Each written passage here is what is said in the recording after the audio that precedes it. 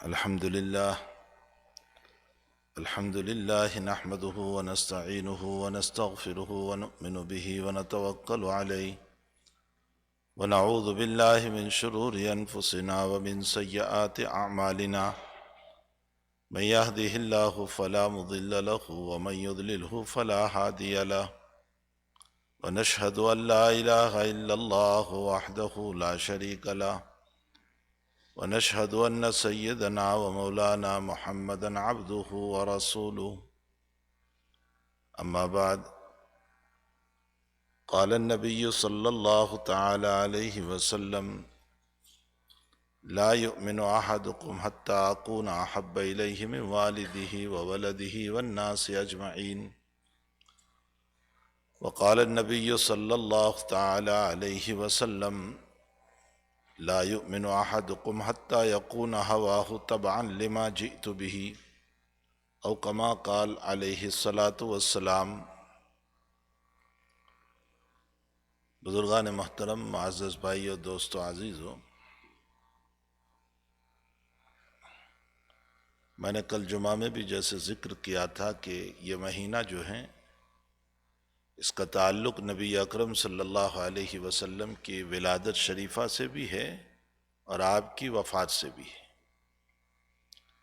اسی مہینے میں حضور پاک صلی اللہ علیہ وسلم پیدا ہوئے، مبعوث ہوئے، ولادت ہوئی، اور اسی مہینے میں آپ کی وفات ہوئی۔ اور ویسے ربیع کا معنی ہوتا ہے بنجر زمین کا آباد ہونا۔ جو زمین بنجر ہوتی ہے، جس میں کچھ نہیں اگتا، اس زمین میں جب اچھی طرح کی چیزیں اگنے لگتی ہے، وہ چاہے گھاس ہو، وہ چاہے پھول ہو، وہ چاہے فروٹس ہو، فلاور ہو، جو بھی چیزیں جب اس کے اندر نکلتی ہے تو اس کو عربی میں ربیع کہا جاتا ہے۔ اور ظاہر سی بات ہے کہ لوگوں کے قلوب جو اجڑے ہوئے تھے آپ صلی اللہ علیہ وسلم کی آمد سے پہلے اور عیسیٰ علیہ السلام کی رخصتی کے بعد، اس لیے کہ عیسیٰ علیہ السلام اور نبی اکرم صلی اللہ علیہ وسلم کے بیچ میں 570 سال کا بلکہ 600 سال کا فاصلہ ہے، یعنی 570 یا 600 سال کا فاصلہ ہے حضرت عیسیٰ علیہ السلام کے جانے میں اور نبی اکرم صلی اللہ علیہ وسلم کی نبوت کے درمیان۔ تو حضرت عیسیٰ علیہ السلام کی تشریف لے جانے کے بعد دنیا کے حالات جس طرف چلے گئے تھے، دنیا جانتی ہے کہ ایک طرف رومن امپائر تھا جو سپر طاقت بنا ہوا تھا اس وقت کا، اور وہ عیسائی مذہب لیے ہوئے تھا، اور ایک طرف فارس اور ایران کہا جاتا تھا، جو ایک بہت دور تک یہ کنٹریز پھیلی ہوئی تھی، جہاں آگ کی پرستش اور فائر کی پوجا اور پرستش، اور وہاں تیسری طرف ایک عرب کا ماحول تھا کہ جہاں پر بتوں کی پرستش اور پتھر کو پوجنا اور غیر اللہ کو سجدہ کرنا۔ اور حالات یہ تھے کہ خود صحابی رضی اللہ تعالیٰ عنہ اپنے ایمان لانے کے بعد یہ بیان فرماتے ہیں کہ جب ہم سفر میں نکلتے تھے تو اپنے ساتھ ایک پتھر کا بت لے لیا کرتے تھے، اور سفر کے درمیان اسی کو سجدہ کرتے ہوئے چلتے تھے، لیکن جہاں کوئی اس سے اچھا پتھر مل جاتا ہم اس کو پھینک دیا کرتے تھے، اور پھر ہم اس کو اپنا معبود بنا لیتے تھے۔ اور جس جگہ ہم پہنچے اور ہمیں کوئی پتھر نہ ملا تو وہاں ہم جو ہے مٹی کو جمع کر لیا کرتے تھے، اور مٹی کو جمع کر کے اس کے اوپر اونٹ اور کیمل کا دودھ نکالا کرتے تھے یا بکری کا دودھ نکالتے تھے، اور اس کا گودا بنا کر کے ہم اس کی پرستش کیا کرتے تھے۔ یہ ہمارا حال تھا کہ ہم نے اپنی زندگی کو خواہشات کے تابع کر رکھا تھا اور غیروں کے حوالے کر رکھا تھا۔ اسی لیے ایک طرف عیسائیوں کا عقیدہ یہ تھا کہ عیسیٰ علیہ السلام اللہ کے بیٹے ہیں، یا تین شخصیتیں مل کر اللہ بنا ہے، ایک اللہ، ایک مریم اور ایک عیسیٰ، یہ تینوں مل کر کے ایک اللہ ہیں۔ تو دوسری طرف فارس اور ایران کا عقیدہ یہ تھا کہ ان کے دو معبود ہیں، ایک اہرمن کہا جاتا ہے جو خیر کا معبود ہے، اور دوسرا ان کا اپنا ایک معبود تھا جو شر کا معبود تھا، یعنی اس کے ذریعے سے راحت پہنچتی ہے اور اس کے ذریعے سے نقصان پہنچتا ہے۔ تو یہ دو معبود تھے ان کے، ایک کا نام اہرمن تھا اور ایک کا نام یزدہ تھا. یہ ایران اور فارس والوں کے دو معبود تھے.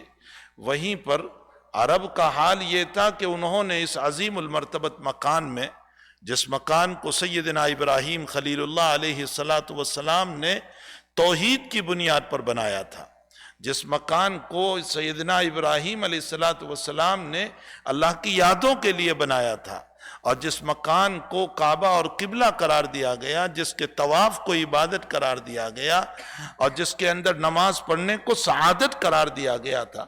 یہ بات یاد رکھیں کہ مسجد حرام کا جو لفظ آتا ہے، یہ مسجد حرام سے مطلب یہ مسجد نہیں ہے جو چاروں طرف ہے. لوگ یہ سمجھتے ہیں مسجد حرام سے مطلب کعبۃ اللہ ہے. یہ بات خوب سمجھ لیں کہ مسجد حرام سے مطلب یہ باؤنڈری والی مسجد نہیں ہے، بلکہ کعبۃ اللہ ہی کا نام مسجد حرام تھا. قرآن کریم میں اللہ تعالیٰ فرماتے ہیں کہ سبحان الذی اسری بعبدہ لیلا من المسجد الحرام الی المسجد الاقصی. نبی علیہ السلام کو جب معراج ہوئی ہے تو اس معراج کے موقع پر آقا صلی اللہ علیہ وسلم کو مسجد حرام سے لے گئے بیت المقدس. تو اس مسجد حرام کے تذکرے پر یہ مسجد چاروں طرف کی کہاں تھی؟ یہ تک اس کا تو کوئی مسئلہ ہی نہیں تھا. اس لیے مسجد حرام اصل نام ہے کعبۃ اللہ کا، اور ابتداً اسی میں نماز پڑھی ہے سیدنا ابراہیم خلیل اللہ علیہ السلام نے، اسماعیل ذبیح اللہ علیہ السلام نے، اور ان کے بعد کے انبیاء نے. اس کے کعبۃ اللہ کے باہر جو جگہ ہیں وہ ابتداً مطاف تھا، اور مطاف چھوٹا تھا، اور اس مطاف کے ساتھ لوگوں کے مکانات تھے. پھر حضرت عمر رضی اللہ تعالیٰ عنہ کے زمانے میں جب لوگوں کے مکانات مطاف کے اندر آنے لگے تو حضرت عمر رضی اللہ تعالیٰ عنہ نے ایک چھوٹی سی دیوار بنا دی تاکہ لوگ اندر میں نہ آئیں. اور سیدنا عثمان رضی اللہ تعالیٰ عنہ کا زمانہ آیا تو پھر حضرت عثمان رضی اللہ تعالیٰ عنہ نے ایک بہت بڑی دیوار بنائی، اور دیوار کو پیچھے سے لیا اور مطاف کو بڑا بنا دیا، اور جتنے مکانات اندر آ رہے تھے ان سے کہا کہ آپ اپنے مکان کے پیسے لے لو، آپ جو ہیں اپنے مکان کے پیسے لے لو اور یہاں سے مکان جگہ خالی کر دو. جب ان لوگوں نے منع کیا تو سیدنا عثمان رضی اللہ تعالیٰ عنہ نے یہ فرمایا کہ اگر تم پیسے نہیں لوگے تو میں جبراً تمہارے مکان کے سامنے پیسے رکھ دوں گا، اور اس کے 2 دن کے بعد، یعنی یہ نوٹس دی گئی کہ اس کے 2 دن کے بعد ہم آپ کے مکان کو ختم کر دیں گے. اب کوئی یہاں اشکال کر سکتا ہے، سوال کر سکتا ہے کہ یہ تو زبردستی ہوئی کسی کے مکان کے اوپر کہ آپ جبراً جو ہے مکان لے رہے ہیں. لیکن حضرت عثمان رضی اللہ تعالیٰ عنہ ہم سے زیادہ تقوی والے تھے، ہم سے زیادہ پرہیزگار تھے، ہم سے زیادہ ورع والے تھے، ہم سے زیادہ علم والے تھے. انہوں نے نبی کو دیکھا تھا، اور براہ راست نبی کے وہ شاگرد تھے، ان کو جو علم ملا تھا وہ جناب رسول اللہ صلی اللہ علیہ وسلم سے براہ راست ملا تھا. سنیے حضرت عثمان رضی اللہ تعالیٰ عنہ نے جو جواب دیا وہ یہ دیا تھا کہ حقیقت میں یہ زمین کعبۃ اللہ کی ہے، تمہاری نہیں ہے. اس لیے کہ جس وقت ابراہیم نے اس کعبہ کو بنایا تھا اس وقت یہاں کوئی مکان نہیں تھا، تو یہ ساری زمین جو ہے وہ کعبۃ اللہ کی ہے، اور تم لوگ کعبہ کی زمین پر آ کر کے بسے ہوئے ہو، تو ظاہر سی بات ہے کہ زمین تو کعبۃ اللہ کی رہے گی، مکان تمہارا بنایا ہوا ہے، تو اس مکان کے پیسے لے لو اور کعبۃ اللہ کی زمین کو خالی کر دو. یہ ایک سیدھا سا مسئلہ ہے کہ جس کی زمین ہوگی اسی کو خالی کر کے دے دیا جائے گا. اس لیے حضرت عثمان رضی اللہ تعالیٰ عنہ نے اپنے زمانے میں لوگوں کے مکانوں کو گرا دیا اور مطاف کعبہ کو بڑا کر دیا. اس کے مقابلے میں ایک واقعہ اور ملتا ہے کہ جس وقت مسجد نبوی کو وسیع کرنے کی اور بڑی کرنے کا وقت آیا تو حضرت عمر رضی اللہ تعالیٰ عنہ نے، آپ جانتے ہیں کہ ابھی جو ہم سلام پڑھنے کے لیے چلتے ہیں یہ حضرت عمر رضی اللہ تعالیٰ عنہ کا بڑھایا ہوا حصہ ہے. حقیقت یہ ہے کہ یہ جو ریاض الجنہ ہے، یہ ریاض الجنہ کے اندر جو ممبر ہے یہ ممبر اصل رسول اللہ صلی اللہ علیہ وسلم کا ممبر تھا، اور حضرت یہاں نماز پڑھایا کرتے تھے. اور یہ جو حجرہ شریفہ ہے جہاں آقا صلی اللہ علیہ وسلم آرام فرما ہے، یہ مسجد کے اندر نہیں تھا مسجد یہیں تک تھی اور مسجد سے یہ کمرہ باہر تھا اور اس کے ساتھ اور آپ کی بیویوں کے آپ کے ازواج کے کمرے بنے ہوئے تھے اور اسی کے ساتھ صحابہ کرام کے اور بھی اپنے مکانات تھے. اسی میں حضرت عباس رضی اللہ تعالیٰ عنہ کا مکان بھی سامنے کی طرف میں آ رہا تھا. تو جس وقت سامنے کی طرف میں اضافہ حضرت عمر رضی اللہ تعالیٰ عنہ نے فرمایا اس لیے کہ مسجد چھوٹی پڑ رہی تھی تو اب سامنے کی طرف جو حصہ بنایا ہے تو اس موقع پر حضرت عباس رضی اللہ تعالیٰ عنہ کا مکان آ رہا تھا. حضرت عباس کا پورا مکان نہیں, حضرت عباس رضی اللہ تعالیٰ عنہ کے مکان کا پرنالہ اور پائپ جو ہوا کرتا ہے, جو بارش کا پانی نیچے گرتا ہے, وہ پرنالہ اور پائپ جو ہے وہ حدود مسجد کی طرف آ رہا تھا اور اس کے ساتھ ساتھ جب بارش آتی تھی تو وہ پانی مسجد کی طرف آ رہا تھا, مسجد کے اندر گر رہا تھا. حضرت عمر رضی اللہ تعالیٰ عنہ نے فرمایا کہ آپ اس پرنالے کو ختم کیجئے, توڑ دیجئے, اس لیے کہ یہ حدود مسجد میں آ رہا ہے, آپ اس کو ختم کیجئے. تو اس موقع پر حضرت عباس رضی اللہ تعالیٰ عنہ نے فرمایا کہ نہیں ختم ہو سکتا ہے, میرا پرنالہ ویسے ہی رہے گا. حضرت عمر نے فرمایا اگر آپ اس پرنالے کو نہیں ہٹاؤ گے تو میں توڑ دوں گا اسے. حضرت عباس کہنے لگے کہ آپ نہیں توڑ سکتے ہیں اس کو. ان دونوں مسئلوں میں ضد ہو گئی اور ضد کے نتیجے میں حضرت عمر رضی اللہ تعالیٰ عنہ نے فرمایا کہ مسجد کے لیے اس جگہ کی ضرورت ہے اور آپ کا پانی اندر میں آنے کے خطرات ہے, اس لیے اس کو توڑ دیا جائے گا. حضرت عمر نے توڑوا دیا, وہ تو ٹوٹ گیا, مسئلہ ختم ہو گیا. لیکن حضرت عباس رضی اللہ تعالیٰ عنہ اپنی ہی رائے پر تھے کہ آپ توڑ نہیں سکتے ہیں. بہرحال فیصل کے لیے حضرت ابی ابن کعب رضی اللہ تعالیٰ عنہ کو بلایا گیا. حضرت ابی ابن کعب رضی اللہ تعالیٰ عنہ سے کہا, دونوں نے اپنی بات رکھی. عمر نے کہا کہ مسجد کو ضرورت ہے اور پانی اندر گر رہا ہے. عباس نے کہا یہ میرا ذاتی مسئلہ ہے, میری ذاتی زمین ہے اور میں نے اپنی ذاتی مکان کے اوپر اس کو بنایا ہے, اس لیے آپ جو ہے اس کو کچھ نہیں کر سکتے ہیں. دونوں نے اپنی اپنی رائے پیش کی تو حضرت ابی ابن کعب نے فیصلہ حضرت عباس کے حق میں فرمایا اور یہ فرمایا کہ میں نے رسول اللہ صلی اللہ علیہ وسلم سے سنا ہے کہ مسجد کے خاطر کسی کی چیز کو زبردستی نہیں لے سکتے. یہاں اب سوال یہ پیدا ہوتا ہے کہ اگر حضرت عثمان نے وہاں زبردستی زمین لے لی تو یہاں حضرت ابی نے یہ فیصلہ کیوں فرمایا؟ اس کا جواب, مکے میں زمین کعبۃ اللہ کی تھی اور یہاں زمین حضرت عباس کی اپنی تھی. جب حضرت عباس کی اپنی تھی تو ایک مسجد کے لیے آپ کسی کی زمین کو جبرن نہیں لے سکتے ہیں جب تک کہ وہ اپنی رضامندی سے نہ دے دے. یہ فیصلہ ہو گیا اور حضرت عمر رضی اللہ تعالیٰ عنہ نے اس فیصلے کو تسلیم کر لیا اور فرمایا کہ جس کو عمر نے تروایا ہے وہ عمر اپنے ہاتھوں سے بنوائے گا. اس لیے کہ یہ ہو نہیں سکتا کہ نبی کا قول میرے سامنے آ جائے اور میں اپنی منمانی چلانے کے اوپر آ جاؤں, یہ عمر کی شان کے خلاف ہے, اس لیے یہ نہیں ہو سکتا ہے. عمر اپنے ہاتھوں سے اس کو بنائے گا. حضرت عباس رضی اللہ تعالیٰ عنہ فرماتے ہیں اس کو بنانے کی کوئی ضرورت نہیں ہے, میں خود توڑ دیتا ہوں اور برابر کر دیتا ہوں, لیکن مجھے آپ کو ایک مسئلہ بتانا تھا اور حضور کی حدیث سے بتانا تھا, اس لیے میں نے تمہارے سامنے ابی کو پیش کیا اور ابی چونکہ اس روایت کو جانتے تھے اس لیے میں نے ابی کو فیصل بنایا. یہاں آپ دیکھیں, بس مجھے اسی کی طرف آپ کو لے چلنا ہے کہ آپ دیکھیں حضرات صحابہ کرام رضوان اللہ تعالی علیہ مجمعین کی زندگی میں اتباع کتنی زبردست تھی. یہ نہیں کہا کہ نہیں ہمارا حق بنتا ہے, میں مسجد کی تعمیر کر رہا ہوں, مسجد نبوی ہے اور کچھ بھی ہو جائے گا, یہ حدیث شریف جو ہے دوسری جگہوں سے متعلق ہوگی. حضرت عمر نے کوئی تعویل نہیں کی. جب حدیث آ گئی تو اپنے آپ کو گرا دیا, اپنے آپ کو اس کلام کے اوپر فدا کر دیا. روایتوں میں آتا ہے کہ ایک مرتبہ حضور پاک صلی اللہ علیہ وسلم خطبہ دے رہے تھے. خطبہ منس جمعہ کا خطبہ نہیں, بیان فرما رہے تھے. ممبر پر بیٹھ کر رسول اللہ صلی اللہ تعالی علیہ وسلم, کچھ لوگ تو بیٹھے ہوئے تھے اور کچھ لوگ جو ہیں کھڑے ہوئے تھے, یوں جیسے آج بھی ماحول ہے کہ جب کبھی بیان ہوتا ہے تو کچھ لوگ بیٹھے ہوئے ہوتے ہیں اور کچھ لوگ باہر کھڑے رہتے ہیں, باتیں کرتے رہتے ہیں اور یہ ایک تماشا کی شکل بن جاتی ہے. اس زمانے میں بھی ایسا تھا, اسی لیے حضور پاک صلی اللہ علیہ وسلم بیان فرما رہے تھے.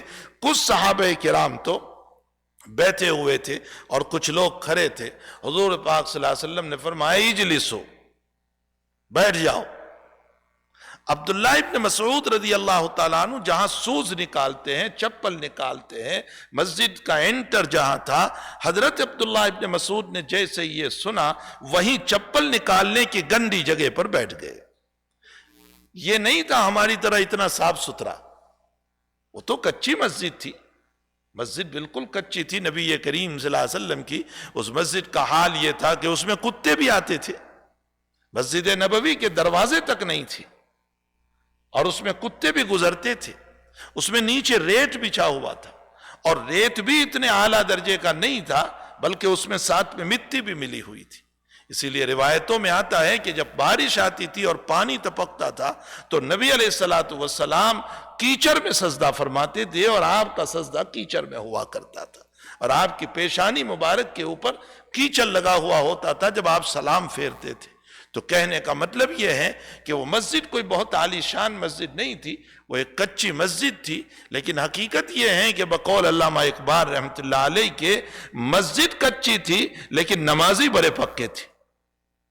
مسجد تو کچی تھی لیکن نمازی بڑے پکے تھے، اور ان کے نماز کا حال یہ تھا کہ وہ اپنی دو دو رکعتوں کے ذریعے سے دنیا اور آخرت کے مسائل کو حل کر لیا کرتے تھے۔ میرا اور آپ کا حال یہ ہے کہ ہماری 20 رکعت کے باوجود ہمارے دنیا کی 2 روٹی کے مسئلے حل نہیں ہو پا رہے۔ اس کی وجہ یہ ہے کہ ہماری نمازیں کچی ہے، ہمارے نماز میں وہ سکون نہیں ہے، وہ توجہ اللہ نہیں ہے۔ ہم علامہ اقبال کہتے ہیں سجدہ کیا تو نے زمین پر، نام کسی اور کا ہے اور خیال تیرا کچھ اور ہے۔ یعنی جب ہم سجدے میں جا رہے ہیں تو سجدہ تو اس اللہ کے نام پر ہو رہا ہے، لیکن خیالات کوئی اور میرے دل و دماغ کے اندر چل رہے ہیں۔ ہمارے دماغ میں اللہ ہوتا ہی نہیں ہے، ہمارے دل میں اللہ ہوتا ہی نہیں ہے۔ ہم قرات بھی کر رہے ہیں تو ایک ٹیپ ریکارڈ کا مسئلہ چل رہا ہے کہ بس زبان پر جو رتی ہوئی صورتیں ہیں وہ چل رہی ہے، باقی ذہن میرا الحمدللہ رب العالمین پر نہیں ہوتا، الرحمن الرحیم پر نہیں ہوتا، مالکی یوم الدین پر نہیں ہوتا ہے، قل هو اللہ احد پر نہیں ہوتا ہے۔ دماغ تو نہ معلوم میرا کہاں کہاں گھومتا ہوتا ہے۔ تو اقبال نے یہی کہا ہے کہ سجدہ کیا تو نے زمین پر، نام کسی اور کا ہے، خیال تیرا کچھ اور ہے۔ بھلا تیرا قلب ہے صنم آشنا، تجھے کہاں ملے گا تیرا مولا۔ شعر کا مفہوم ہے تیرا قلب ہے صنم آشنا، یعنی اگرچہ وہ بت ہمارے سامنے نہیں ہے لیکن دنیا کے بت تو ہمارے دلوں میں بٹھے ہوئے ہیں۔ کہیں دولت کے تصورات چل رہے ہیں، اور کہیں کسی اجنبی عورتوں کے خیالات چل رہے ہیں، اور کہیں اور میرے کاروبار اور بزنس اور دنیا بھر کی چیزیں میرے قلب کے اوپر چل رہے ہیں۔ یہ بھی گویا کہ ایک بت بنے ہوئے ہیں۔ تو یہ معبود جو ہے، اقبال یہ کہہ رہے ہیں کہ تیرا قلب تو ہے صنم آشنا، صنم کا معنی بت، یعنی تیرا دل جو ہے وہ تو بتوں کی طرف مائل ہے، تجھے کہاں ملے گا مولا، یعنی مولا تجھے کیسے مل سکتا ہے۔ تو حقیقت یہ ہے کہ ہماری نمازیں بڑی کچی ہے، اگرچہ مسجد بڑی شاندار ہے، بہت عالی شان ہے، لیکن ہماری نمازوں کے اندر وہ وجود نہیں ہے کہ ہم اپنے رب کریم کو منا سکے۔ ورنہ جناب رسول اللہ صلی اللہ علیہ وسلم کے باب میں آتا ہے کہ مکی زندگی کے اندر بیٹی فاطمہ رضی اللہ تعالی عنہ، زوجہ جو ہے حضرت علی رضی اللہ تعالی عنہ کی زوجہ محترمہ ہے، بیٹی فاطمہ بڑی چہیتی بیٹی ہے آپ کی۔ حضرت فاطمہ آئی اور فرمایا ابا جی، ابو جہل، ابو لہب وغیرہ جو بیٹھے ہوئے ہیں وہ آپ کے قتل کا پلان بنا رہے ہیں، اور ایک تدبیر تیار ہو رہی ہے آپ کو قتل کرنے والے۔ فرمایا بیٹی تم نے سنا؟ فرمایا جی ابا جی، میں نے اپنے کانوں سے سنا کہ وہ ایک پلان تیار کر رہے ہیں جس میں آپ کے قتل کی سازش ہوگی۔ فرمایا اچھا، میرے وضو کے آلات لاؤ۔ وضو کے آلات کا مطلب جس مشکیزے میں آپ وضو فرماتے تھے، جس برتن میں آپ وضو فرماتے تھے، اور مسواک، یہ وضو کے آلات ہیں۔ فرمایا میرے وضو کے آلات لاؤ۔ مسواک لایا گیا، اور آپ کے وضو کا جو برتن ہوگا وہ آپ کے پاس لایا گیا۔ آپ نے وضو فرمایا، اور وضو کرنے کے بعد 2 رکعت نماز پڑھی، اور جبریل امین حاضر خدمت ہوئے اور فرمایا کہ اللہ کے حبیب، اگر یہ ایک قدم بھی آپ کی طرف بڑھاتے تو ہم آپ کے اور ان کے بیچ میں زمین کو فار کر کے آگ میں اتار دیتے ان کو۔ تو حقیقت یہ ہے کہ خیر وہ تو نبی تھے، ان کی نماز بہت اعلیٰ تھی، ساری کائنات کے سجدوں کو ملا لو، نبی کے ایک سجدے کا مقابلہ کوئی نہیں کر سکتا ہے۔ جناب رسول اللہ صلی اللہ علیہ وسلم کا جو نماز کی کیفیت ہوا کرتی تھی، جو حضوری قلب ہوا کرتا تھا نماز کے اندر، لیکن کم سے کم ہم 10% تو کر سکتے ہیں، 20% تو کر سکتے ہیں اپنی نمازوں کے اندر۔ تو خیر بے یہ ذکر کر رہا تھا کہ اس زمانے میں مسجد کچی تھی، چھت بھی کچا تھا، پانی نیچے گرا کرتا تھا، حضرت کیچڑ میں سجدے فرمایا کرتے تھے، نیچے ریت بچھا ہوا تھا، اور کتے بھی مسجد کے اندر آتے جاتے رہتے تھے، اور مدینے میں بہت کتے تھے، مدینے میں جو ہے بہت کتے تھے۔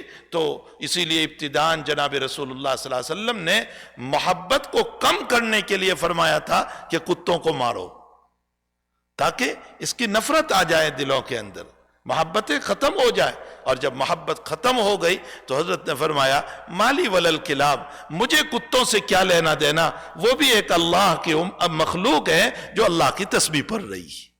وہ شروع میں نفرت ڈالنے کے لیے نبی اکرم صلی اللہ تعالیٰ علیہ وسلم نے یہ فرمایا تھا۔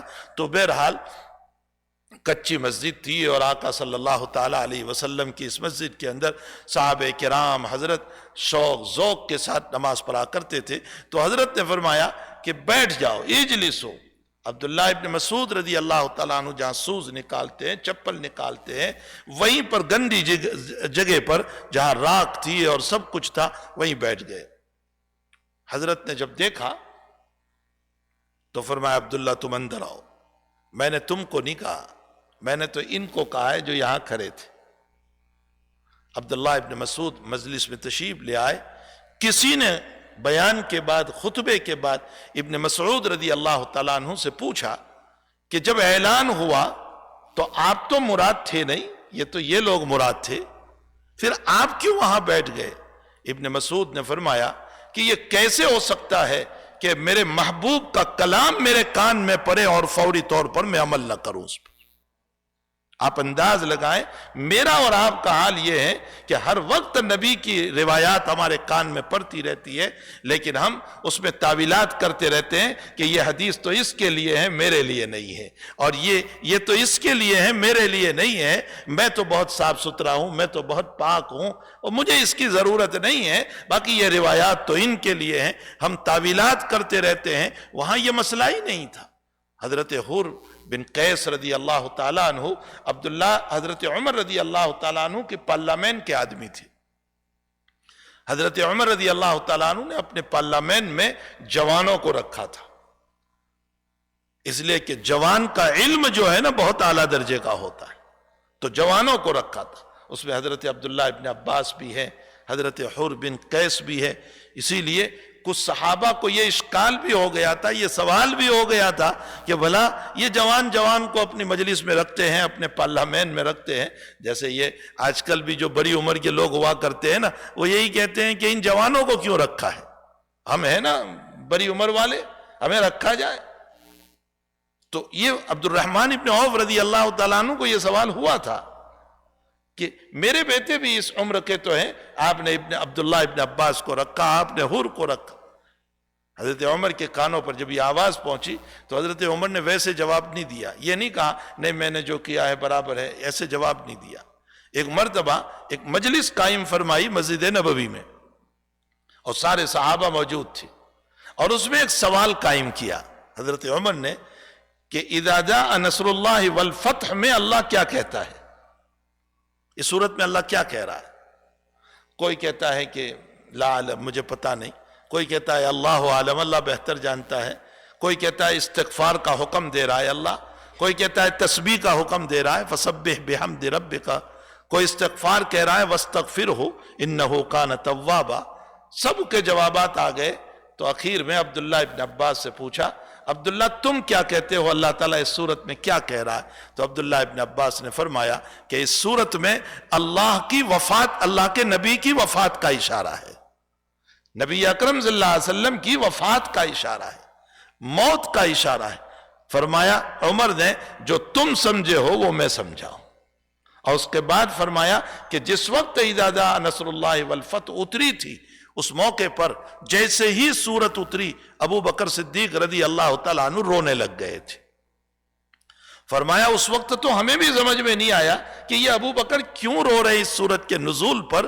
اس میں تو تسبیح کہا گیا، اس میں اللہ کا استغفار کہا گیا، اس میں تو یہ کہا گیا ہے کہ بھئی اذا جاء نصر اللہ والفتح ورأیت الناس يدخلون فی دین اللہ افواجا، تو فتح مکہ ہو جائے گا اور جماعت کی جماعتیں اسلام میں داخل ہوتی چلی جائے گی. یہ تو بشارت ہے، خوشخبری ہے کہ مکہ فتح ہوگا، لوگ ایمان لے آئیں گے. اس پر ابو بکر کیوں رو رہے ہیں؟ حدیث کے الفاظ ہے ما بال هذا الشیخ، ابو بکر سے متعلق کہہ رہے ہیں اس بڑے میاں کو کیا ہو گیا کہ یہ رو رہے ہیں اس صورت کے اوپر. لیکن فرمایا کہ جب اللہ کے نبی علیہ السلام اس دنیا سے چلے گئے تب ہمیں پتا چلا کہ اچھا ابو بکر اس بنیاد پر رو رہے تھے. تو حضرت عبداللہ ابن عباس نے فرمایا کہ اس میں نبی اکرم صلی اللہ علیہ وسلم کے موت کا اشارہ ہے. پھر حضرت عمر نے فرمایا کہ تم کیسے سمجھے؟ فرمایا اللہ یہ کہہ رہا ہے کہ جب جماعت کی جماعت اسلام میں آنے لگے اور فتح مکہ ہو جائے، اذا جاء نصر اللہ، اللہ کی نصرت اتر جائے، ورأیت الناس، اور جب تم لوگوں کو دیکھو، یدخلون فی دین اللہ افواجا، کہ جماعت کی جماعت، فوج کی فوج اسلام میں داخل ہو رہی ہے، تو نبی کو کہا گیا کہ فسبح بحمد ربک. اب یہ نہیں کہا گیا کہ اب تبلیغ کیجئے، اب فلاں کیجئے، اب فلاں کیجئے، بلکہ یہ کہا گیا کہ تسبیح پڑھیے، الحمدللہ پڑھیے اور استغفار کیجئے. یہ اشارہ تھا اس بات کی طرف کہ موت کی تیاری کیجئے، اس میں اشارہ تھا.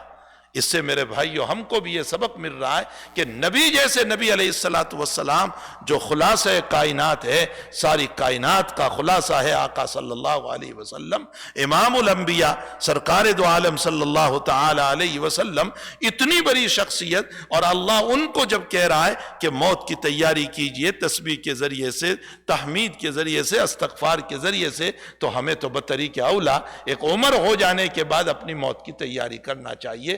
تسبیح کے ذریعے سے، تلاوت قرآن کے ذریعے سے، اللہ کی تعریف کے ذریعے سے، استغفار کے ذریعے سے ہمیں اور بھی تیاری کرنا چاہیے. تو بہرحال عبداللہ ابن حضرت عثمان رضی اللہ تعالیٰ عنہ کے سلسلے میں ایک بات مجھے یاد آئی کہ جس وقت اللہ کے حبیب پاک صلی اللہ علیہ وسلم عمرے کے لیے تشریف لے گئے سن ہجری 6 میں، اور اہل مکہ نے آپ کو روک لیا مقام حدیبیہ پر. یہ مقام حدیبیہ کہاں آتا ہے؟ جدہ سے جب ہم مکے جاتے ہیں تو بیچ میں آتا ہے. چونکہ حضرت جب عمرے کے لیے چلے تھے تو آپ کو پتا چلا کہ خالد بن ولید جو ہے اس وقت ایمان نہیں لائے تھے، اور وہ ایک لشکر لے کر آپ کو روکنے کے لیے آ رہے ہیں. تو اللہ کے حبیب نے راستہ بدل دیا، اور راستہ بدل کر کے آپ جدہ کی طرف سے ہو کر کے مکہ میں انٹر ہونا چاہتے تھے. اس لیے حدیبیہ جو ہے مدینے سے مکے جاتے ہوئے نہیں آتا ہے، جدہ سے مکے جاتے ہوئے آتا ہے. آپ حدیبیہ میں پہنچے تو حدیبیہ میں پہنچنے کے بعد اہل مکہ نے آپ کو روک دیا. اس موقع پر حضرت نبی علیہ السلام نے مشورہ فرمایا کہ بھئی کوئی ہمارا نمائندہ جو ہے وہ مکے جائے اور مکے والوں سے ذرا بات کریں کہ ہمیں کوئی غرض و غایت اس وقت نہیں ہے، ہمیں صرف عمرہ کرنا ہے، ہمیں آپ عمرہ کر لینے دیجئے، بس ہم عمرہ کر کے نکل جائیں گے. لیکن اہل مکہ کسی طرح تیار نہیں تھے آپ کو عمرہ کے لیے. بات یہ طے ہوئی کہ اچھا مکہ والوں سے بات کون کرے، کون جائے مکہ. حضرت عمر سے کہا گیا تو فرمایا یا رسول اللہ آپ تو جانتے ہیں اگر میں پہنچا ہوں تو وہ میری جان کے دشمن ہیں، میرا جانا وہاں مناسب نہیں ہوگا. پھر طے ہوا کہ کون جائے. فرمایا آج بھی ان لوگوں کے اندر مکہ والوں میں اگر کوئی معزز اور عزت والا کوئی ہے تو عثمان ہے. وہ لوگ آج بھی عثمان کی عزت کرتے ہیں، اس لیے آپ عثمان کو بھیجیے. مشورے کے مطابق نبی اکرم صلی اللہ علیہ وسلم نے حضرت عثمان کو بھیجا. حضرت عثمان رضی اللہ تعالیٰ عنہ اپنے چچا زاد بھائی کے وہاں اترے. دوسرے دن میٹنگ تھی مکہ والوں کے ساتھ، اور اللہ کے حبیب صلی اللہ علیہ وسلم کے پیغام کو پہنچانا تھا کہ بھئی ہم عمرہ کرنے کے لیے آئے ہوئے ہیں. تو چچا زاد بھائی کہنے لگا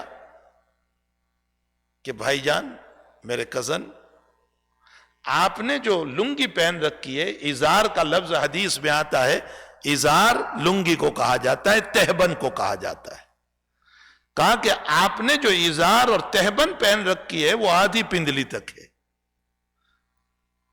اور اس شکل کو مکہ والے پسند نہیں کرتے. مکہ والے تو بہت نیچا پہنتے ہیں. ان کے اشعار پڑھو گے تو ان کے اشعار میں یہ معلوم ہوتا ہے کہ جو جتنا نیچا پہنتا ہے وہ اتنا شریف ہوتا ہے. آج بھی کچھ مزاج ہمارے وہاں یہی ہے. ہمارے وہاں آج بھی ماحول یہی ہے کہ جو جتنا نیچا پہنے گا اتنا شریف کہا جائے گا. حالانکہ مسلم شریف کی روایت ہے لا ينظر اللہ تعالی الی من جر ثوبہ بالخیلاء. قیامت کے دن اللہ شفقت کی نگاہ نہیں کرے گا اس آدمی کے اوپر جس نے اپنے پجامے کو، اپنی پینٹ کو، اپنے جبے کو، اپنے کرتے کو ٹخنوں سے نیچے پہنا ہوگا. اللہ تعالیٰ اس کی طرف نگاہ شفقت نہیں فرمائیں گے، محبت کی نظر سے نہیں دیکھیں گے اس کو. تو بہرحال بھائی نے یہ کہا، چچا زاد بھائی نے، کزن نے، کہ آپ نے نصف ساق تک پہن رکھا ہے، یہ لوگ آپ کو پسند نہیں کریں گے، آپ سے بات نہیں کریں گے، اس لیے خدا کا واسطہ ہے کہ آپ صرف میٹنگ کی حد تک میری ازار اور میرا تہبند پہن لیجئے جو نیچے تک ہے، جو ٹخنوں تک ہے. حضرت عثمان رضی اللہ تعالیٰ عنہ نے فرمایا کہ میں ان لوگوں کی وجہ سے میرے محبوب کی سنت کو نہیں چھوڑ سکتا. یہ میری بات منظور کریں یا نہ کریں، میرے ساتھ میٹنگ کریں یا نہ کریں، اسے کوئی فرق نہیں پڑتا ہے. رأیت رسول اللہ صلی اللہ علیہ وسلم، میں نے اپنے نبی کو دیکھا ہے کہ وہ نصف ساق تک پہنتے ہیں. میں اس سنت کے خلاف کبھی نہیں کر سکتا ہوں. ساری دنیا ایک طرف ہو جائے لیکن میں اپنے نبی کی سنت کو نہیں چھوڑ سکتا ہوں. یہ واقعہ ہمیں بہت کچھ کہہ جاتا ہے، یہ بہت کچھ ہمیں بتا جاتا ہے. آج ہمارا، میرا اور آپ کا حال یہی وجہ ہے کہ نبی اکرم صلی اللہ علیہ وسلم نے صحابہ کا مجاز بنایا تھا یہ کہ دنیا ایک طرف ہو جائے لیکن اللہ اور اللہ کا رسول میرے ہاتھ سے نہیں جا سکتا ہے. یہ مجاز بنایا تھا نبی اکرم صلی اللہ علیہ وسلم نے. حضرت ابو طلحہ رضی اللہ تعالیٰ عنہ کے مکان پر شراب کا دور چل رہا تھا. شراب حلال تھی اس وقت، شراب پی جا رہی تھی، اور اتنے میں کوئی باہر اعلان کر رہا تھا کہ شراب حرام ہو گئی. ان اللہ تبارک و تعالی حرم الخمر، شراب حرام کر دی. ابو طلحہ نے فرمایا کہ بیٹے انس دیکھو کیا اعلان ہو رہا ہے. جب باہر دیکھنے کے لیے گئے تو حضرت انس نے آ کر کے بتایا کہ شراب حرام ہو چکی ہے. تو کوئی تعویل یہ نہیں کی کہ نہیں وہ چلو ابھی تو پی لو، ابھی تو اعلان ہی ہوا ہے، پھر بعد میں دیکھیں گے، کیا معلوم یہ سچ بھی ہے یا غلط بھی ہے، یہ صحیح بھی ہے، کیا پتا، ابھی نبی سے تحقیق کریں گے، ابھی تو پی لو پھر دیکھا جائے گا آگے. کوئی تعویل نہیں فرمائی، بلکہ حضرات صحابہ کرام نے جو گلاسوں میں تھی اس کو ڈال دیا، جو مٹکوں میں تھی اسے پھوڑ دیا، اور جو پیٹ میں چلی گئی تھی کہہ کر کے نکال دیا. وومیٹنگ کے ذریعے سے اس کو نکال دیا کہ تحقیق کچھ نہیں، اعلان ہو چکا ہے، بس مسئلہ ختم ہو چکا ہے. تو حقیقت یہ ہے کہ نبی اکرم صلی اللہ علیہ وسلم نے صحابہ کرام کا مجاز یہ بنایا تھا. اسی لیے قرآن کریم یہ کہہ رہا ہے، غور فرمائے میرے بھائیو، اللہ کہتا ہے اولئک الذین امتحن اللہ قلوبہم للتقوی. اولئک، وہ صحابہ وہ ہیں، اولئک الذین امتحان اللہ نے ان کا ایگزام لیا. کیسے امتحان؟ کیسا ایگزام؟ کوئی پیپر کے ذریعے سے نہیں، کوئی زبان کے ذریعے سے نہیں کہ کچھ بات آپ کو پوچھ لی، کوئی پیپر آپ سے لکھوا لیا. اس لیے کہ آج پیپر کے اندر تو ساری بات لکھتے ہیں لیکن لم تقولون ما لا تفعلون، جو لکھتے ہیں وہ کرتے نہیں ہیں، جو بولتے ہیں وہ کرتے نہیں ہیں. زندگی جو ہے وہ بہت دور ہے. بولنا اور ہوا کرتا ہے، کرنا اور ہوا کرتا ہے. یہی وجہ ہے کہ شیخ سعدی رحمت اللہ علیہ فرماتے ہیں کہ جب ممبر پر بیٹھتے ہیں تو مسئلہ یہ ہوتا ہے کہ ساری دنیا اوپر نیچے ہو جاتی ہے، لیکن چوں بخلوت می روی، جب تنہائیوں میں جاتے ہیں تو کار دیگراں می گنی، ان کی زندگی بالکل اپوزٹ ہوا کرتی ہے، ان کے مسائل بالکل اپوزٹ ہوا کرتے ہیں. تو حقیقت یہ ہے کہ صحابہ کرام کا امتحان کوئی پیپر کے ذریعے سے نہیں لیا گیا. صحابہ کا امتحان جو ہے وہ کوئی زبانی نہیں لیا گیا، بلکہ اللہ کہتا ہے میں نے ان کے دلوں کا امتحان لیا کہ ان کے دلوں میں ایمان ہے یا نہیں، ان کے دلوں میں محمد الرسول اللہ صلی اللہ علیہ وسلم کی محبت ہے یا نہیں، ان کے دل ایمان کے اوپر جذبات اور قربانی دینے والے ہیں یا نہیں. اولئک الذین امتحن اللہ قلوبہم للتقوی۔ اب آپ ان کے امتحانات کو پڑھیں تو آپ کو پتا چلے گا کہ کبھی بلال آگ پر سو رہے ہیں اور احد احد کے نعرے لگا رہے ہیں۔ یہ امتحان ہے مجھ سے اور آپ سے۔ 5 منٹ کی تکلیف نماز کے لیے برداشت نہیں ہو سکتی۔ اگر امام کی تھوڑی سی قرات طویل ہو جائے تو وہ مجھ سے برداشت نہیں ہوتی ہے کہ اس نے قرات کو طویل کر دیا اور وہاں آگ پر سو کر بھی اللہ کی توحید کے نعرے لگائے جا رہے ہیں کہ اللہ ایک ہے، اللہ ایک ہے، وہ اکیلا ہے۔ میں آگ پر سو سکتا ہوں اور میری چربی اور جو ہے میرے فیٹس پگھل سکتے ہیں، لیکن میں اپنے رب کو نہیں چھوڑ سکتا ہوں۔ تاریخی واقعات میں لکھا ہے کہ نیچے بھی گرم ریت ہوا کرتا تھا اور اوپر آگ میں، فائر میں پتھر کو گرم کر کے رکھتے تھے، اور وہ اتنا گرم ہوتا تھا کہ اگر اس کے اوپر گوشت رکھا جائے تو 10 منٹ میں وہ پک جاوے۔ وہ پتھر اتنا گرم ہوا کرتا تھا اور وہ اوپر رکھ دیا کرتے تھے، جو نیچے سے بھی گرمی ہے اور اوپر سے بھی ہے، لیکن عالم یہ ہے کہ زبان سے احد احد کے نعرے نکل رہے ہیں۔ یہی وجہ ہے کہ حضرت مولانا محمد زکریا صاحب کاندھلوی ثم المہادر المدنی نور اللہ مرقدہ نے، جب بخاری شریف میں یہ روایت آتی ہے کہ اذان کا مسئلہ جب مدینے پہنچنے کے بعد آیا کہ لوگوں کو نماز کے لیے کیسے جمع کیا جائے، اس لیے کہ مکی زندگی میں تو جماعت کا کوئی سوال نہیں تھا، اذان کا کوئی مسئلہ نہیں تھا۔ مدینے پہنچے تو اب جماعت کا مسئلہ آیا کہ جماعت سے نماز پڑھنا ہے تو کیسے پڑھی جائے، لوگوں کو کیسے بلایا جائے۔ تو کسی نے مشورہ دیا کہ ایک علم اور ایک جھنڈا جو ہوتا ہے، ایک فلیگ جو ہوتا ہے، وہ اوپر لگا دیا جائے تاکہ لوگ دیکھ لیں کہ نماز کا وقت ہو گیا۔ کسی نے کہا کہ آگ جلا دی جائے تاکہ لوگ دیکھ کر کے آ گئے۔ حضرت عمر نے فرمایا کہ الصلاۃ جامعۃ، محلے میں جا کر اعلان کیا جائے تاکہ لوگ جماعت کے لیے آ جائے، لیکن اللہ کے نبی علیہ السلام نے کوئی رائے پسند نہیں فرمائی، صرف یہ کہا کہ اچھی بات ہے الصلاۃ جامعۃ کا اعلان کرتے رہو۔ اتنے میں عبداللہ ابن زید ابن عبد ربہ رضی اللہ تعالی عنہ، انہوں نے رات میں خواب دیکھا، اور وہ خواب یہ دیکھا کہ 2 فرشتے ان کے خواب میں آئے اور ان کے ہاتھ میں کچھ بجانے کا آلہ ہے جو ڈیزے کی طرح بجایا کرتے ہیں، وہ کچھ زور سے، جیسے یہ عیسائیوں کے وہاں دسمبر کے اندر زور سے بجایا جاتا ہے، اس طرح کا کوئی آلہ ہے، تو بجانے کا کوئی آلہ ہے۔ تو عبداللہ ابن زید کہہ رہے ہیں کہ میں نے ان کو خواب میں یہ پوچھا کہ یہ بتاؤ کہ یہ کیا کرتے ہو تم؟ تو کہا ہم اس کے ذریعے سے اس کو بجاتے ہیں اور اعلان۔ تو عبداللہ ابن زید کہتے ہیں مجھے دو گے آپ؟ کہا تم کیا کرو گے؟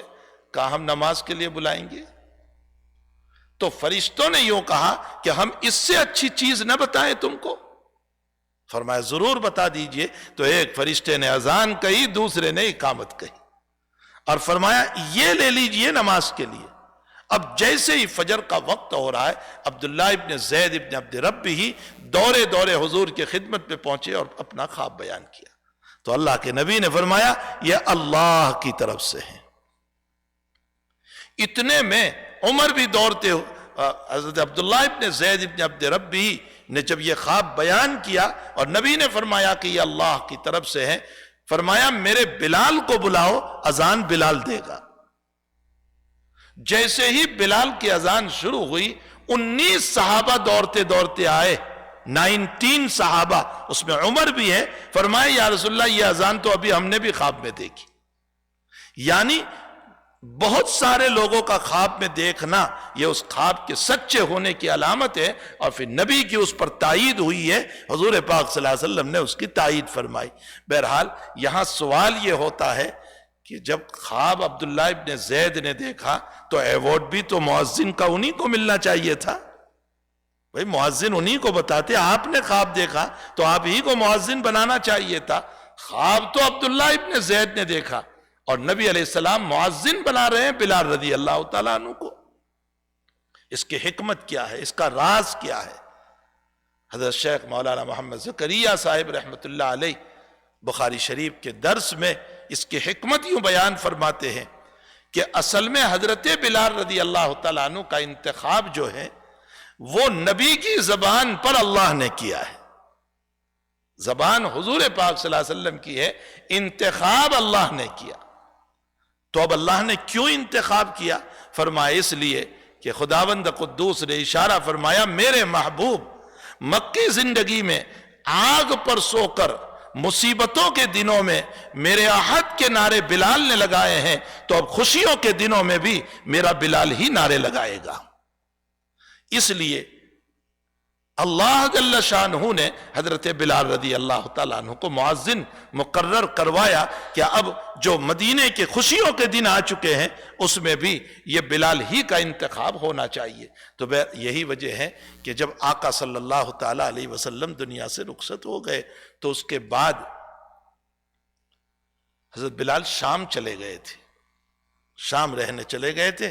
کہتے تھے مجھے مدینے میں اچھا نہیں لگتا، اس لیے کہ میں جب بولتا ہوں اشہد ان محمد الرسول اللہ، تو جب بولتے تھے تو یوں اشارہ کرتے تھے اشہد ان محمد الرسول اللہ، میں گواہی دیتا ہوں یہ میرے نبی ہے، اب نبی نہ رہے میں کس پر اشارہ کروں۔ اس پر رونا بہت آتا تھا۔ اب شام چلے گئے تھے، قریباً 6 منتھ گزر چکے، 6 مہینے گزر چکے، اور بلال نے خواب دیکھا۔ نبی علیہ السلام خواب میں تشریف لائے اور فرمایا بلال بہت جلدی ہم کو بھول گئے کہ تم میرے پاس آنے کا نام بھی نہیں لیتے۔ جیسے ہی خواب دیکھا بلال نے روانہ ہو گئے اور قبر پہ جا کر کے نبی اکرم صلی اللہ علیہ وسلم کی رونے لگے۔ وہ یادیں پرانی تازہ ہو گئی۔ لوگوں نے کہا حسنین سے، حسن حسین سے کہ آپ کہیے بلال کو کہ اذان دے۔ ہم کہیں گے وہ نہیں مانیں گے، لیکن آپ کہیں گے تو مان لیں گے۔ حسنین نے جب کہا کہ آپ اذان دیجئے، اور نانا جان کے حکم پر آپ اذان دیا کرتے تھے، آج ہم ان کے نواسے ہیں، ہمارے کہنے پر آپ اذان دیجئے۔ روایتوں میں لکھا ہے کہ بلال نے جب اذان شروع کی ہے تو مدینے کے مرد اور عورتیں باہر نکل آئے، یہ تخیلات اور سوچتے ہوئے کہ اللہ کے نبی تشریف لے آئے۔ وہ پرانی یادیں تازہ ہو گئی۔ تو بہرحال میرے کہنے کا مطلب یہ ہے کہ حضرت نبی کریم صلی اللہ علیہ وسلم کے صحابہ کا معمول یہ تھا کہ جہاں نبی کی بات آ جاتی تھی وہ پھر کوئی تعویل نہیں فرماتے تھے۔ تو حضرت عمر رضی اللہ تعالیٰ عنہ کے پارلیمنٹ کے آدمی تھے، حر بن قیس رضی اللہ تعالیٰ عنہ، جوان تھے۔ ان کے چچا نے حر سے یوں کہا کہ تم روزانہ پارلیمنٹ میں جاتے ہو، ذرا میری بھی اجازت لے لو، میں بھی تمہاری پارلیمنٹ دیکھنے آؤں۔ حضرت عمر سے اجازت لی اور حر کے چچا آئے پارلیمنٹ میں۔ جیسے ہی آئے حضرت عمر کو دانتنا شروع کر دیا، تم انصاف نہیں کرتے، تم حق نہیں دیتے۔ حضرت عمر نے کوڑا اٹھایا، فرمایا بتاؤ میں نے کیا حق نہیں دیا، میں نے کیا انصاف نہیں کیا۔ بخاری شریف کی روایت ہے آپ نے کوڑا اٹھایا مارنے کے لیے۔ حر بن قیس نے دیکھا کہ میرا چچا ضعیف ہے، ابھی اس کو مار پڑے گی۔ فوراً حضرت عمر کے سامنے حر بن قیس نے فرمایا والکاظمین الغیظ، اللہ کے نیک بندے غصے کو پینے والے ہیں، والکاظمین الغیظ۔ حضرت عمر نے فوراً کوڑا نیچے رکھ دیا، پھر پڑھا والعافین عن الناس، اور معاف کرنے والے ہیں۔ نیک بندے کون ہیں؟ جو معاف کرنے والے ہیں، معاف کرنے والے۔ آج ہمارے اندر سے یہ صفت نکل گئی معافی کی، ہم کسی کو معاف کرنے کے لیے تیار ہی نہیں۔ امام غزالی رحمت اللہ علیہ نے لکھا ہے جو شریعت کا جتنا متبع ہوگا اس کے دل میں معافی کے اتنے مسائل ہوں گے۔ جو شریعت کا جتنا متبع ہوگا اس کے دل میں معافی کے اتنے مسائل ہوں گے، وہ سب کو معاف کرے گا۔ والعافین عن الناس، حضرت عمر نے کہا جاؤ میں نے تمہارے چچا کو معاف کر دیا۔ تو پھر تیسری آیت پڑھی واللہ یحب المحسنین، اور وہ اللہ تعالیٰ محسنین کو پسند کرتا ہے، احسان کرنے والوں کو پسند کرتا ہے۔ حضرت عمر نے فرمایا میں معاف ہی نہیں کرتا بلکہ تجھے کچھ دیتا بھی ہوں، گفٹ دیتا ہوں، احسان کرتا ہوں تاکہ اس آیت کے اوپر میرا عمل ہو جائے۔ وہاں لکھا ہے بخاری شریف میں کان عمر وقافا علی القرآن، عمر قرآن کے سامنے رک جانے والے تھے۔ آیت آ گئی، حدیث آ جائے، پھر اس کے بعد حضرات صحابہ کے قدم نہیں ہوتے تھے، حضرت حذیفہ رضی اللہ تعالیٰ عنہ جس وقت رومن امپائر گئے، بہت طویل واقعہ ہے کیسے فتح ہوا، کیا کیا ہوا۔ رومن امپائر گئے ہیں تو اس موقع پر کھانے کے لیے جب بیٹھے ہیں تو کچھ دانے نیچے گر گئے، تو حضرت حذیفہ نے ان دانوں کو اٹھا اٹھا کر کے کھانے لگے۔ تو قریب میں بیٹھے ایک صاحب نے فرمایا کہ حضرت اب ایسا نہ کیجیے، یہ لوگ جو ہے نا بڑے مہذب لوگ ہیں، عیسائی لوگ ہیں، بڑے مہذب تہذیب یافتہ لوگ ہیں، یہ اس کو برا جانتے ہیں نیچے سے اٹھا کر کھانا۔ آج بھی ہمارا معاشرہ ایسا ہی ہے کہ نیچے سے دانہ گر جائے اٹھا کر کھانے کو برا جانتا ہے، یہ تو گرا ہوا ہے۔ فرمایا ایسا نہ کیجیے، نیچے سے اٹھا کر نہ کھائیے۔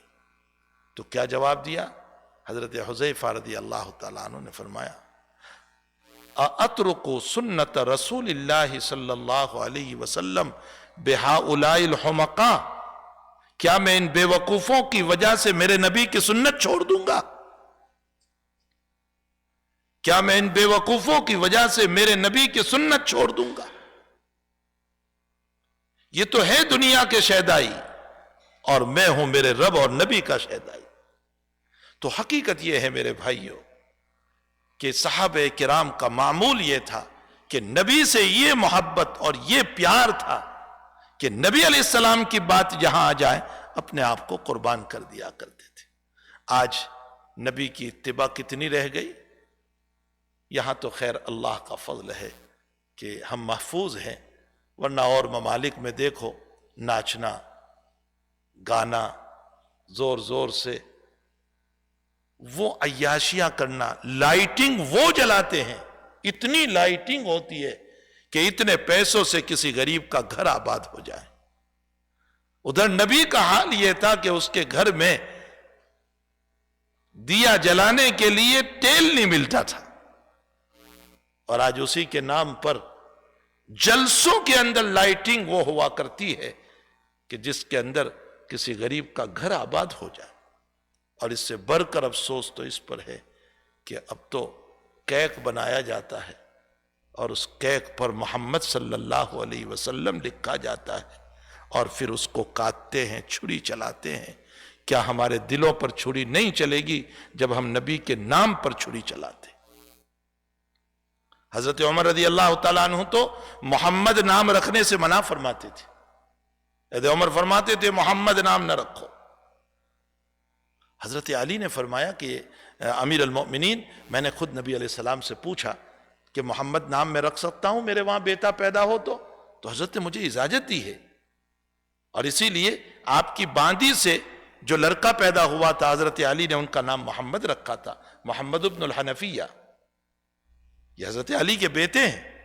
جب حضرت عمر کے سامنے یہ روایت آئی تو حضرت عمر نے فرمایا میں نام کی اجازت دیتا ہوں لیکن نام کی توہین نہ کی جائے۔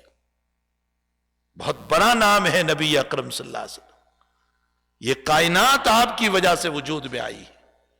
لوگوں نے ایک حدیث بنا کر کے نقل کی ہے لیکن وہ حدیث نہیں ہے، لولا کا ما خلقت الافلاق، اگر آپ نہ ہوتے تو یہ کائنات نہ ہوتی، یہ آسمان نہ ہوتا، یہ زمین نہ ہوتی، یہ تی اور درخت اور حجر اور شجر اور پتھر اور میں اور آپ کوئی نہ ہوتا۔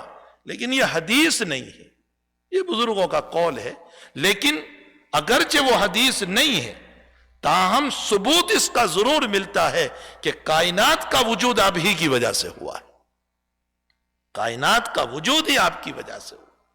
اللہ تعالیٰ نے قرآن میں فرمایا ما ارسلناک الا رحمتا للعالمین، یہ بات ٹھیک ہے کہ رحمت للعالمین آپ بن کر کے آئے تو چلو ہمارے لیے تو رحمت ہے، لیکن عالمین کا معنی تو ہوتا ہے اینیمل، جانور، پتھر، ماؤنٹ اور سمندر اور ٹی اور درخت، ان کے لیے رحمت کیسے ہے آپ؟ اس کا جواب مفسرین نے دیا ہے کہ ان سب کا وجود بھی آپ ہی کی وجہ سے ہوا، اگر آپ نہ ہوتے تو نہ درخت وجود میں آتے، نہ ماؤنٹ وجود میں آتا، نہ پتھر وجود میں آتے، اور نہ اور کوئی چیز وجود میں آتی۔ اور قرآن یہ کہہ رہا ہے کہ یہ سب تسبیحات پڑھتے ہیں، معلوم ہوتا ہے کہ ان کا وجود اور ان کا تسبیح کا پڑھنا یہ محمد الرسول اللہ کی بدولت ہے۔ اس لیے فرمایا کہ ما ارسلناک الا رحمۃ للعالمین۔ لوگ پوچھتے ہیں کہ آج کے دن میں ہمیں کیا کرنا چاہیے؟ بھائی آج کے دن میں کوئی عبادت نہیں ہے جو نبی علیہ السلام نے بتائی ہو، اور اگر کوئی اس دن میں عبادت سمجھ کر کے کرے گا تو وہ خلاف شریعت ہو جائے گا۔ البتہ ہمارا کام یہ ہونا چاہیے کہ ہم کثرت سے درود شریف پڑھیں، بڑی مقدار میں درود شریف پڑھیں، اتنی مقدار میں درود شریف پڑھیں کہ آقا صلی اللہ علیہ وسلم ہم سے خوش ہو جائیں۔ ہمارے حکیم اختر صاحب ڈاکٹر عارفی رحمۃ اللہ علیہ بہت بڑے ولی کامل گزرے ہیں، ڈاکٹر عبداللہ عارفی رحمۃ اللہ علیہ، فرمایا نبی علیہ السلام کا مزاج تھا کہ جب کوئی ہدیہ دیتا تھا تو آپ فوراً اس کا بدلہ دیتے تھے، یہ آپ کا مزاج تھا۔ امت کو بھی یہ کہا ہے تحادو تحابو، صرف لینے کا مزاج نہ بناؤ، بدلے میں کچھ دیا بھی کرو۔ سمجھ میں آئے؟ صرف دعا نہیں، جزاک اللہ۔ نبی کا مزاج تھا کہ جب کوئی ہدیہ دیتا تھا تو آپ بھی کوئی ہدیہ دے دیا کرتے تھے، یہ آپ صلی اللہ علیہ وسلم کا مزاج تھا۔ آج تو صرف جزاک اللہ پر راضی کر دیا جاتا ہے، یہ مسئلہ نہیں ہے، حضرت کا یہ مزاج تھا۔ فرمایا ہمارا عقیدہ ہے کہ اللہ کے نبی علیہ السلام آج بھی حیات ہے، قبر مبارک میں آج بھی حیات ہے، اور جب ہمارا عقیدہ ہے تو آقا صلی اللہ علیہ وسلم کو جب ہم درود شریف کا ہدیہ بھیجیں گے تو آج بھی وہ ہمیں اپنی سنت کے مطابق ہمیں اس کا بدلہ دیں گے۔ کیا بدلہ دیں گے؟ ہماری طرف سے درود پہنچے گا، نبی کی طرف سے دعائیں ملے گی، اللہ کے نبی علیہ السلام کی دعائیں ملے گی۔ تو اگر آج بھی ہم نبی کی دعائیں لینا چاہتے ہیں تو آپ پر درود شریف خوب پڑھنے والے بنے، تاکہ آقا صلی اللہ تعالی علیہ وسلم ہم سے خوش ہو جائیں۔ یہی آج کا 12 ربیع الاول کا پیغام ہے، ورنہ اس میں کوئی عبادت نہیں ہے جو نبی علیہ السلام نے بتائی ہے۔ نہ معلوم لوگوں نے اس کو عید عید عید کہہ کر، نبی تو فرماتے ہیں کہ میری امت کے لیے 2 عید ہیں، ایک عید الفطر ہے اور ایک عید الاضحیٰ ہے۔ پھر اس عید کو اپنی طرف سے بنا کر کے اپنے طور پر نئی نئی ایجادات کرنا اور جو نبی نے نہیں بتایا وہ کام کرنا، یقیناً اس سے نبی خوش نہیں ہوتے۔ نبی ان کاموں سے خوش ہوتے ہیں جو آپ ہم کو بتا کر کے گئے ہیں۔ اللہ تعالی ہم تمام کو کثرت سے درود شریف پڑھنے کی توفیق عطا فرمائے، اور اس کے ساتھ ساتھ آپ امت کو جو کام دے کر کے گئے ہیں کہ میرا دین پہنچاؤ، بلغوا عنی ولو آیا، ایک آیت تمہارے پاس ہو تو اس کو پہنچاؤ۔ فلیبلغ الشاہد الغائب، حضرت نے حجۃ الوداع میں فرمایا تھا کہ اس وقت جو مجمع موجود ہے وہ غائب تک پہنچائے، پھر اس کے بعد کا مجمع آگے پہنچائے۔ یہ جو نبی کا تبلیغ کا ہم کو حکم دیا گیا، حجۃ الوداع میں بھی آپ نے ہم کو حکم دیا، اور ویسے بھی آپ صلی اللہ علیہ وسلم نے ہمیں حکم دیا ہے۔ اس وقت اس بات کی ضرورت ہے کہ ہم اللہ کے نبی کی شریعت کی تبلیغ کرنے والے ہوں، لا الہ الا اللہ اور کلمہ طیبہ کی تبلیغ کرنے والے ہو، ہم نمازوں کی تبلیغ کرنے والے ہو، ہم علم اور ذکر کی تبلیغ کرنے والے ہو، ہم جو ہیں اخلاص کی تبلیغ کرنے والے ہو، ہم اقرام مسلم اور مسلمانوں کے آداب اور ان کی اچھی زندگی اور ان کی تربیت اور بڑوں کا ادب اور چھوٹوں پر شفقت، ہم اس کی تبلیغ کرنے والے ہو۔ اس وقت ہمیں اس کی ضرورت ہے، جو ایک بہت پیاری شریعت نبی علیہ السلام نے ہمیں دی ہے، ہم دوسروں تک اس کو پہنچانے کا ذریعہ بنے۔ اللہ ہم سب کو اس کی توفیق عطا فرمائے۔ وصلی اللہ علی نبی الکریم برحمتک یا ارحم الراحمین۔ الحمد للہ رب العالمین والعاقبۃ للمتقین والصلاة والسلام علی اشرف الانبیاء والمرسلین۔ سبحان اللہ وبحمدہ سبحان اللہ العظیم، سبحان اللہ وبحمدہ عدد خلقہ ورضا نفسہ وزنۃ عرشہ ومداد کلماتہ۔ اللہم صلی علی سیدنا حبیبنا وشفیعنا وسندنا مولانا محمد وبارک وسلم۔ اللہم صلی علی سیدنا حبیبنا وشفیعنا وسندنا مولانا محمد وبارک وسلم۔ اللہ ہمارے گناہوں کو معاف فرما، اللہ ہمارے قصوروں سے درگزر فرما، ہمیں آپ کی سچی محبت نصیب فرمائیے، اللہ ہمیں آپ کے طریقوں پر چلنے کی توفیق عطا فرمائیے۔ اے اللہ محمد الرسول اللہ صلی اللہ تعالیٰ علیہ وسلم کی مبارک زندگی کو اللہ امت میں لے کر چلنے کی، اس کو پھیلانے کی ہم سب کو توفیق عطا فرمائیے۔ آپ کی سنتوں پر ہم سب کو شیدائی بنا دیجئے۔ اللہ ہمیں آپ کی سچی اور پکی محبت نصیب فرما دیجئے۔ اے اللہ، جیسے صحابہ کرام کا مزاج تھا کہ اپنے آپ کو نبی کے کلام پر قربان کرنے والے تھے، اے اللہ ہمیں بھی نبی کے اداؤں پر قربانی کی توفیق عطا فرما اور قربان ہونے کی توفیق عطا فرما۔ اللہ بیماروں کو شفا عطا فرما، مرحومین کی مغفرت فرما، پریشان حالوں کی پریشانیوں کو دور فرما۔ اے اللہ بغیر روزی روٹی کے ہیں، ان کی روزی روٹی کا انتظام فرما۔ جو کاروبار سے پریشان ہیں ان کے کاروبار میں رحمت برکت عطا فرما۔ جو اولاد سے پریشان ہیں اللہ ان کی اولادوں کو نیک صالح مطیع اور فرما بردار بنا۔ غلط راستوں سے، غلط صحبتوں سے ہماری نسلوں کی، ہماری اولادوں کی پوری حفاظت فرما۔ اللہ ہماری دعاؤں کو اپنے فضل و کرم سے قبول فرما۔ وصلی اللہ علی نبینا محمد وآلہ وصحبہ اجمعین برحمتک یا ارحم۔